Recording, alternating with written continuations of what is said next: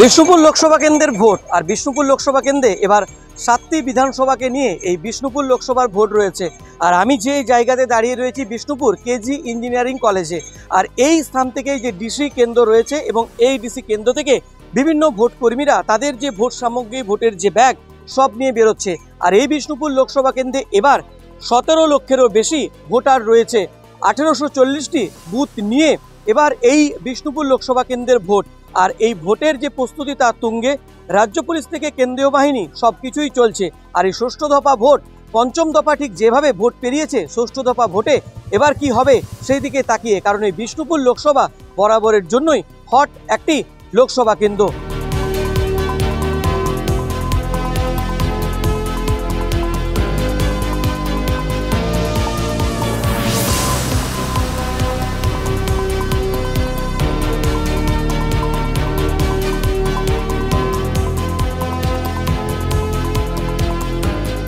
Higher অথরিটির নির্দেশ অনুসারে এবং এসিআর গাইডলাইন অনুযায়ী আমাদের প্রত্যেক বুথে সিএপিএফ থাকছে, মিনিমাম হাফ সেকশন সিএপিএফ থাকছে।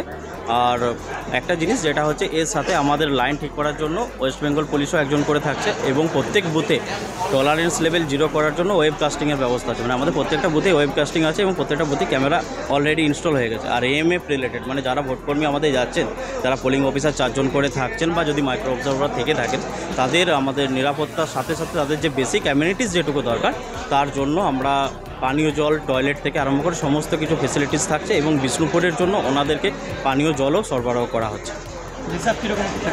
রিজার্ভ 30%, ওভারঅল পোলিং পার্টি 30% থাকছে। কারো যদি কোনো রকম সমস্যা হয় আমরা অ্যাডিশনাল এখান থেকে ট্যাগ হয়ে যাবে।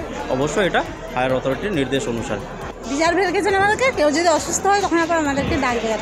ওই জন্যই রেখেছি। ভয় লাগবে না? ভয় নাই, ভয়ের কি আছে, যা হবে বলে যা আছে তাই হবে। কি আশা, কি প্রত্যাশা? জিতুক যারা প্রত্যাশা করছে, যারা আমরা জিতবো, আমরা এত পরিশ্রম করছি, আমরা এত দেশের কাজ করছি, তারা জিতবে। মানুষ, জনগণ তাদেরকেই ভোট দেবে। কেন্দ্রীয় বাহিনী যদি যথেষ্ট ঠিকভাবে কাজ করে, নিশ্চয়ই আমরা তার উপরে অনেকটা ভরসা আমরা রাখতে পারি। নাহলে নাহলে আমরা ভোটেও তো দেখেছি যে সেন্ট্রাল বাহিনী না থাকার ফলে অনেক জায়গায় অনেক রকম অশান্তি ঘটেছে। আশা করছি ওনাদের উপরে একটা ভরসা আছে। এখন কীভাবে বেরোবেন, কখন এসেছেন? আমরা এসেছি এখানে মোটামুটি সকাল 10:30টায় এখানে এসে পৌঁছেছি। আর আমাদের বিষ্ণুপুর এখানে হাই স্কুলে পড়েছে কাছেই।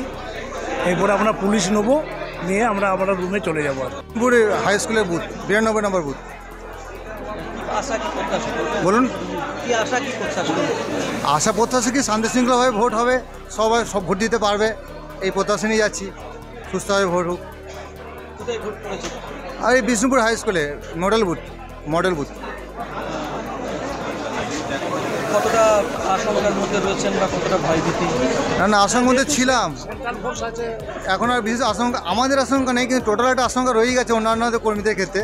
আমরা যদি ডিসিআরসির মধ্যে আছি, আমাদের অত আশঙ্কা নেই, কিন্তু অন্যান্য কর্মীদের আশঙ্কা আছে, যথেষ্ট আছে। কারণ রাজনৈতিক পরিবেশটা এই 2 দিন হলো খুব হলেই একটু বেশি প্রভাবিত হয়েছে আর কি।